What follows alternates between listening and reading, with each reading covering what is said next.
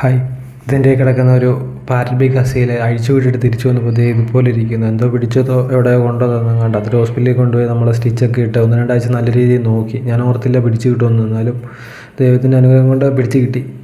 അങ്ങനെ കുറച്ച് നാൾ കഴിഞ്ഞപ്പോൾ എല്ലാം പുറത്ത് വീണ്ടും അത് മുട്ടയിട്ട് തുടങ്ങി. ഒരു ട്രിപ്പ് മുട്ട കഴിഞ്ഞു. അടയായിരുന്നു, ഞാൻ അടയിരുത്തിയില്ല, വേറെ കൂട്ടി പിടിച്ചിട്ട് പെട്ടെന്ന് നമ്മൾ അട കഴിഞ്ഞു. എനിക്ക് ഏറ്റവും ഇഷ്ടപ്പെട്ട ബ്രീഡാണ് അസീലിൻ്റെ അകത്ത് പാരറ്റ് ബീഗ്. അത്യാവശ്യം നല്ല സൈസും ചുണ്ട്. പാരറ്റ് ബീഗ് എന്ന് പറയുമ്പോൾ നല്ല തത്തമ്മയുടെ ചുണ്ട് പോലെ ഇരിക്കും കാണാനും. നല്ല ഭംഗിയാണ് ഇവരെ നേരിട്ട് കാണാനായിട്ട്. പിന്നെ ഞാൻ നോക്കിയിട്ട് ഇവരുടെ ഒരു പോരായ്മ എന്ന് പറഞ്ഞാൽ മുട്ട വളരെ കുറവ്. ഒരു ട്രിപ്പ് ഒരു 10 മുട്ടയൊക്കെ ഉള്ളൂ മാക്സിമം എടുത്തുള്ളൂ. അതിന് 5-6 കുഞ്ഞേ കിട്ടത്തുള്ളൂ. പക്ഷെ അത്യാവശ്യം ഇവർക്ക് വിലയുമുണ്ട്. ഒരു കുഞ്ഞൊരു 1000 രൂപ 2000 രൂപ ഒക്കെ നമുക്കൊരു മാസമൊക്കെ വളർത്തി കൊടുത്താൽ ഏറ്റവും കുറഞ്ഞ കിട്ടും.